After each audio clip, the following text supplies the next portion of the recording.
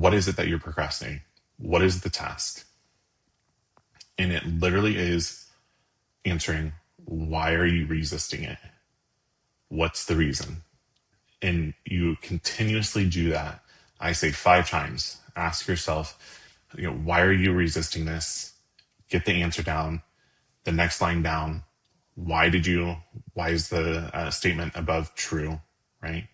Next one down. Why is the above statement true? And get all of these answers and drill down 5 times, 5 layers deep. And I bet you that you'll be able to see right then and there of the reason why you are procrastinating. Welcome to the LeadingLane podcast for real estate pros by real estate pros with your hosts, Ashley Frederick and Stephen Birch. If you're looking for an honest, authentic, and raw perspective, you found it. All right, welcome to the LeadingLane podcast. Today's topic is procrastination. I think that it's a kind of a hot topic, right? Like we can call it whatever we want to. I think that different people have different meanings of the words, but to me, procrastination is just literally kicking the can down the road and not getting to it. It's there and you're just keep on pushing it out, right? It drives me flipping nuts.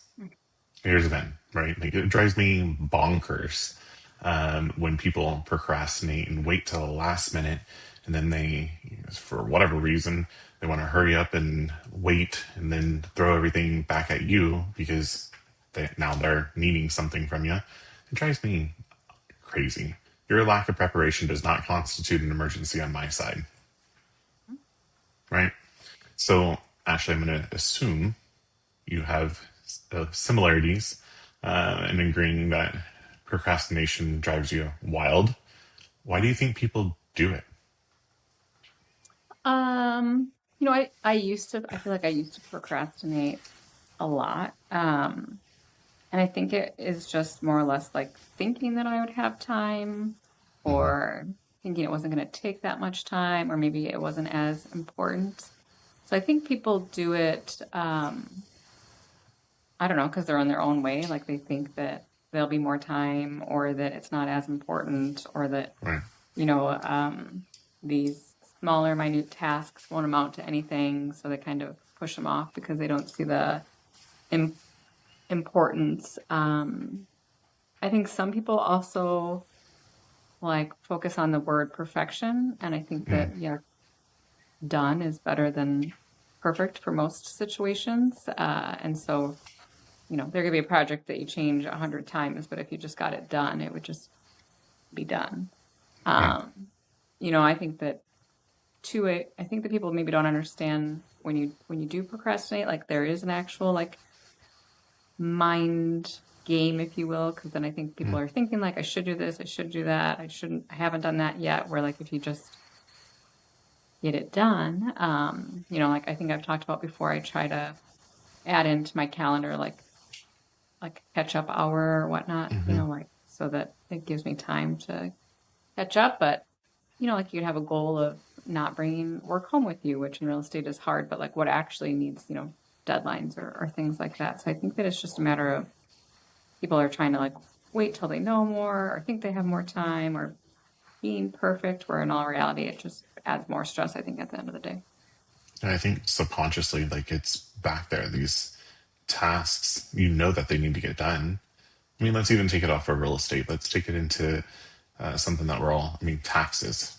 Right? How many people wait to the last freaking moment to do your taxes? And like, yes, you can jump in there and hurry up and get them done. And you think that you're being productive, but if you would have just chunked it away a little bit, week by week, month by month, quarter by quarter, like you wouldn't have to have this huge heaping pile of invoices or bills to go through, receipts to go through, and itemize everything. If you figure out that system and just making sure that it's easier to take those little bite-sized pieces than trying to eat the elephant all in one day. And I also think that too, like priority is what maybe, or their lack of priority is why people push things down the road. Thinking about oh, that's something that's really not going to serve me well. I'm going to put it lower on the totem pole. And then once it actually gets here, then it's like, surprise, here. Now you have to hurry up and jump in and devote all your attention to it. So I think it's also, I was reading a book, it's called Intentionality. But it talks about how we only want to go towards the things that are pleasurable, right? Like the things that we like to do, the things that we enjoy doing. I don't enjoy doing taxes, so I'm going to put that to the side, right? I'm only going to focus on the things that I like to do. Well, that's not how life and business works. So we always try to avoid the things that give us discomfort. Taxes give me discomfort, so I'm going to move it off to the side. So I think it's really interesting when you start looking and seeing how either yourself or others are procrastinating or handling different tasks. To me, if I sent out something to them and I need them to respond and it takes them days upon days or no response at all, to me, you just made me feel like I'm not a priority because you didn't respond, right? So I think it's making sure that you're focusing on what truly matters here and what is the bigger picture other than just that one single task at hand, because there's going to be a compound effect that's going to come along with it. I think that So, people also like think that things are going to take longer than what they will. So like, I think last week someone was like, "Oh, I was gonna text you and I forgot," but like, I don't know, like for whatever the reason that was, it would have taken like 3 seconds to send the text versus like then it caused an issue because I didn't get the information right. So I think that there's that part of it, or like, oh, I'll respond later, which then you don't respond at all. Where again, if you took the 5 seconds, especially with the emails, most of us have some type of AI in our emails, so it auto generates a response of sorts, or I'll star my emails to come back to them. We've talked about like zeroing out so that that you've responded to emails. So I think I don't know. Sometimes I feel like it's excuses. And do people like truly forget? Yeah. I mean, there are times like I honestly sure. like I thought I did, or I like 1000% forgot to do that. But I think that if you try to have measures in place, I think most email even have like an automatic bounce back, like haven't received a response in 3 days or something like that. Would you like to resend?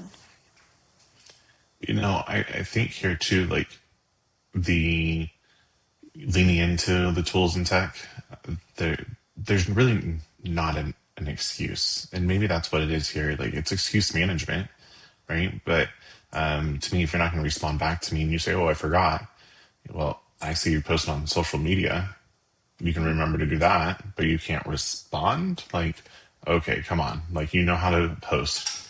You can type out the response back to me instead of trying to type out this big response and put it on to social for everybody.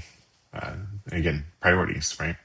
But there's tools and tech that's out there and making sure that you lean into them and making sure that you're actually letting go. Because I think that a lot of the procrastinators are the ones that are kind of hesitant on doing any sort of AI or systems or tools because they're apprehensive and they'll say that they're control freaks or they don't want to believe it that it's actually going to work and nothing can be as good as them doing it. It's an enhancement. You train it, utilize it, make it work for you, right? Like figure out your downfalls, figure out the things that you're avoiding and find the solutions for those first so you can get that shit off your plate. Pretty Yeah, I mean, I simple. think it's like you could think about it as far as like what opportunity like did you miss because you waited too long. So I think about, I mean, opportunity, but there's this house on the golf course that has like looked abandoned for years. I think we were actually with you when it came on the market. And right, like we had always joked about stopping there one day and being like, if you ever decide to sell, but we're like, well, like that'll never sell. And then like lo and behold, like a year later, it was on the market and they were looking to sell. I'm like, right. So like, had we just stopped there one day instead of thinking like, oh, they'll never want to sell it, could have bought some type of investment property, but we waited. So next, like obviously next time we're like, well, if there's ever a house that we want to, we're just sending someone a letter regardless. Yeah, But like sometimes you have to learn from the procrastination. what is the worst thing? If you took action on it right now, what is the worst outcome that can actually come out of it? I mean, they say no and everyone moves on. Okay, yeah. I mean, same thing with your, let's use the taxes again. What's the worst thing that can happen if I were to start my taxes right this second, or whatever the project is? One, it's just, I think it's that once we can get somebody to do that first initial step, it's easier to take this step number two, right? But it's that first leap of faith, if you will, into whatever it is versus just suppressing it and going on down, because you don't know what opportunities you're going to be missing out on. You have no freaking clue what the next thing that's going to be knocking on the door, because you're out there kicking the can down the street. You're not even at the door.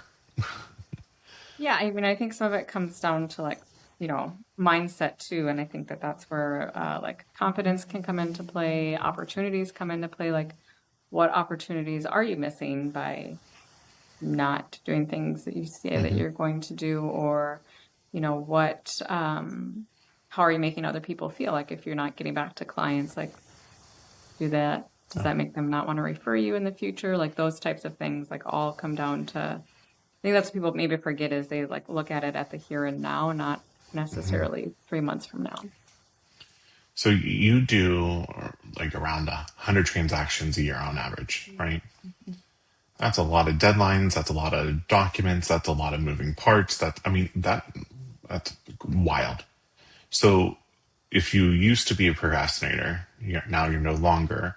What are some tips, or what are some things that you did to change to be able to help you organize yourself and organize your transactions, so that you're not dropping the ball left and right? Because obviously, if you were dropping the ball left and right, you wouldn't be doing 100 transactions a year.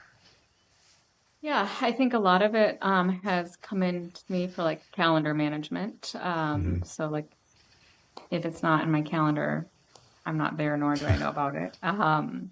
So, right, we have tied in like with some AI things, like putting dates and deadlines and calendar for transactions. I think it's more or less giving myself some time to review everything each week, like a Monday morning block of like buyer and seller touches. I look at every current transaction, see so like, for example, I'm telling you this, but I'm in the middle of a transaction, the closing's next week. And so I thought it might be a good idea to check on where we were at with repairs. I messaged the agent this morning, to which they stated no repairs are to be made, which I was like, I mean, per the amendments, there are some repairs that need to be done. And then that agent was like, oh, I read it wrong. I guess we should get to work on that. So I think that, right, like, it's been learning through time, like, it's not a good idea to ask an agent a day before closing for the paid receipts. Like, bought myself, time on those types of things. I think between AI, either chat or Claude, I have it connected to my emails, and I ask it to send me a report every morning of any, high priority things that I miss. So sometimes, again, it's not missed on purpose. It's missed because I thought you're going to come back to it. Or, I think sometimes too, like having our email like on our phones, that can mess things up, because then you see it and then you think you're going to come back to it. So I think trying to have checks and balances in place so that you don't miss them. But then also, I think I've just found that like getting it done right away. So it's easy to go to a property and like, I'll get you your CMA next week because they're not in a hurry. And then like waiting until the day of, I used to do, right? Which now I try to do a CMA like the same day that I left or the next day, so everything is fresh, and then it's just set and ready to go for when they come. So I think it's really just a matter of trying to get things. I try to now work like, how much can I get off my to-do list today? So that maybe next day, like, I made a Facebook post. I got to leave work a little early one day, and it's because I made sure like everything was off my list. I'm proud of you for even posting that. Yeah. That's pretty. That's not out of character. I don't mean it that way, but like, that's vulnerable of you, very, in my opinion, of saying those things and admitting that you need to take time and broadcasting that out to the world. So kudos to you. I mean, can't say I was like, numerous times I was like, oh, I mean, I should maybe stay at work, but no, I'm just going to. But I don't know, like some of the comments were, I mean, people were like, I'm proud of you, or about time, or whatever. And I was like, well, I mean, don't get used to it, but I didn't do it one day. No, you have to do that, right? So like the CMA thing, and getting things done right now. How do you think that your seller feels about you when they get that CMA the same day that they just met with you? Like, how do you think that what do you think they're thinking? I mean, I still normally meet with them, so it doesn't always necessarily happen that they get it, like an email the same day. But I do think like if they're non-local people, that's a lot easier for that. But I think that they just maybe appreciate and they understand like you are on top of your game. Um, I think that it's a lot of information people are normally surprised by too. So I think that impresses them. But I think it's just maybe them realizing that, because I think that a lot of times people think if you work with a busy agent that you're going to get like left in the dust somewhere. So I think being able to show them from the beginning that that's not the case. Even when they actually, call to come out for our CMA, a lot of people will be like, oh, can you do today? Which today is normally almost impossible, but finding that happy balance of like, I'm already booked for today, but I'd be happy to meet you tomorrow. So I think just showing people up front that, you're not putting them off. You could put it off 2 or 3 weeks, but again, like it helps everybody for whatever their purposes are to have it done sooner than later. So I'm still a little bit of a note taker-ish in that, I have Asana, I have those types of things, but almost every morning I still like to write a written to-do list on my desk of like, okay, I have to make sure that I get these things done today. But I think it's just a better like keeping track of everything, like, better like who's in the pipeline, who's under contract, making sure that like you and I have talked about dashboards, like being able to see that every day of like what's coming, where we're at. I think that keeps everybody in tune. And then just knowing that in our field, like in real estate, you do have to stay on top of things. Otherwise things get missed and you don't want to be the one that's the day before closing trying to scrounge around for invoices and all the other stuff. Yeah. Because that doesn't make a seller or a buyer happy. Not at all. Like, or the other agent or anybody, Or the title that's company right. has huge closing statements 100 times. And I think that's where like that trickle effect and compound effect happens, right? Like you think it's, oh, I'll get that invoice to them or I'll do this, later on. But if that one document now holds up the entire transaction, how much are you literally costing people? How much more energy and effort and, attention do they now need to divulge into that transaction because you procrastinated? I think I too used to procrastinate hardcore. And I used to tell myself like, oh, I love working under pressure. Yes, I do. I do well under pressure. I get it. But that was not healthy whatsoever. And I wanted to get out of that rut. So I too try to do things on the spot, on the fly.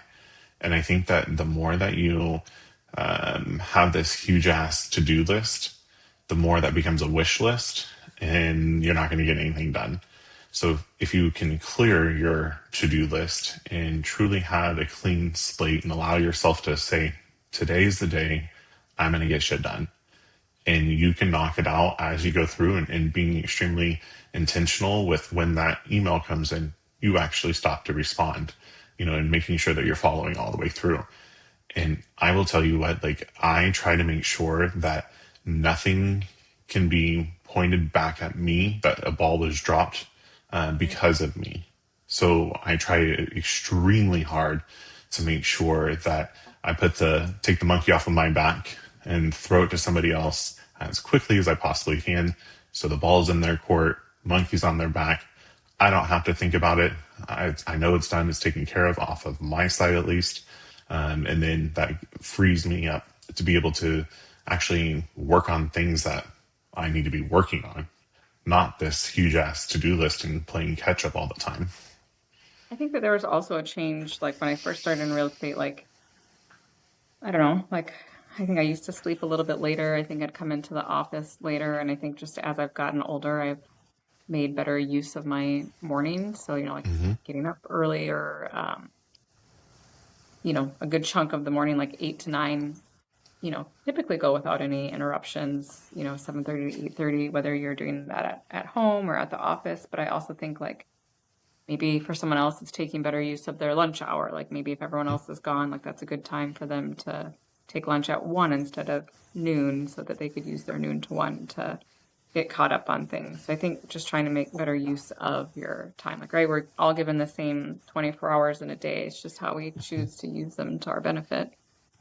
And what tools we choose to implement to enhance and to ensure that we're maximizing that same 24 hours that each and every single one of us gets.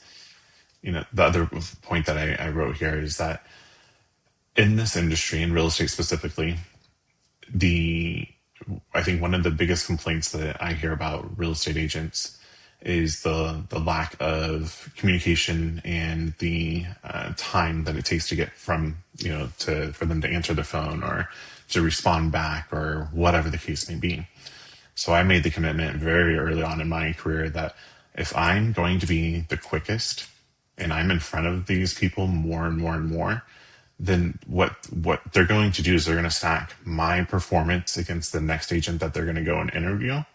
And I know that as long as I'm responding and I'm working with them and communicative with them, and on average the other agents aren't, they're going to choose me, right? Like that's how you win the business, and that's how you win the relationship, because they're trusting you now. So I think and maybe here too, it's making sure that you understand I'm not referring to resolution time. So I don't have to have the end result as quickly as possible. I'm talking about response time, not resolution time. So I try to make sure I respond the quickest and communicate to them effectively. Then that gets me time to be able to get to the end result and then deliver the product over to them. So if someone is dealing with procrastination, what are some tips or tricks that have helped you? I think it's writing, what is it that you're procrastinating? What is the task? And it literally is answering, why are you resisting it? What's the reason? And you continuously do that. I say 5 times. Ask yourself, why are you resisting this? Get the answer down. The next line down. Why is the statement above true, right? Next one down. Why is the above statement true? And get all of these answers and drill down 5 times, 5 layers deep. And I bet you that you'll be able to see right then and there of the reason why you are procrastinating. And more than likely, it's some bullshit excuse that we're trying to tell ourselves. And it's really not that big of a deal. So I think it's looking in the mirror, recognizing, and then seeing if there's a common denominator in there somewhere on these tasks of why you were resisting it. And I do think that something that has helped me tremendously is the Colby assessment, to be able to understand, like, you and I are quick starts. We want to get things done, right? Other people take a little bit more time to be able to get there, and that's okay. But the full on procrastination and never getting anything done, I can't handle that. Drives me crazy. So, well, I think you made a good point before as far as like the discomfort. I think that used to be like my thing, like the seller's not going to like what I have to say, so maybe I'll just call tomorrow. Right. But I mean, they're not going to like what I have to say today or tomorrow. So might as well just get it done. And then sometimes, like, we've talked ourselves into this, and then you call and like, it's no big deal. So I just wasted the whole day, like, worrying about it. I have this little thing on my desk. It's a little timer, like 2 minute, 5 minute, 10 minute, 1 minute.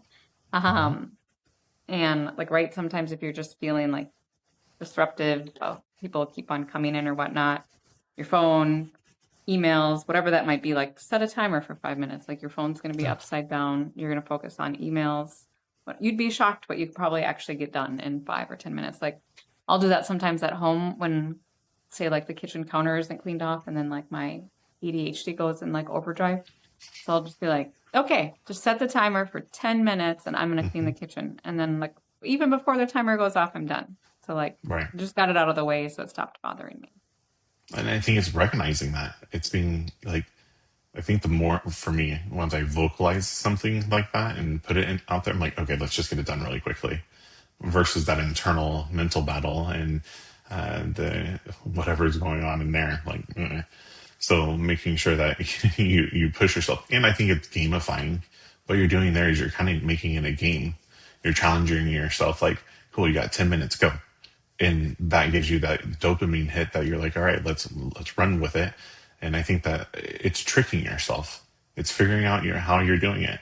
You just have Take to two, start.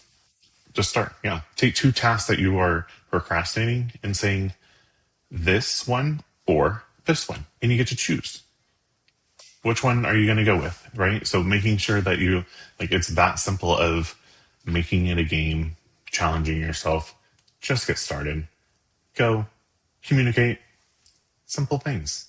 I mean, and maybe you need to find, an accountability partner, somebody that Yeah. can help, check in. If you tell them like, I'm really procrastinating on these things, then I think good accountability partners will try to, double check. We do that with our quarterly goals between the four of us. And then, right when things don't get done, maybe we'll give a friendly reminder or ask the hard questions as to why. And again, normally it ends up being that we're in our own way.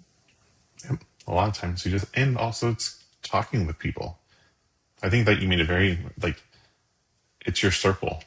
You have to be able to trust your circle of people and be vulnerable of the things that you've had on your list for quite some time, been in your tattoo, for a year now, and you still not got a tattoo. Yeah, probably. No lie, we were with my sister like 2 weeks ago, and he said something about his tattoo, and she's like, haven't you been saying that for like 2 years? And I almost died laughing because I was like, I mean, see, I'm not the only one that's been saying that. But we're here cheering them on. Hopefully one day we'll wait.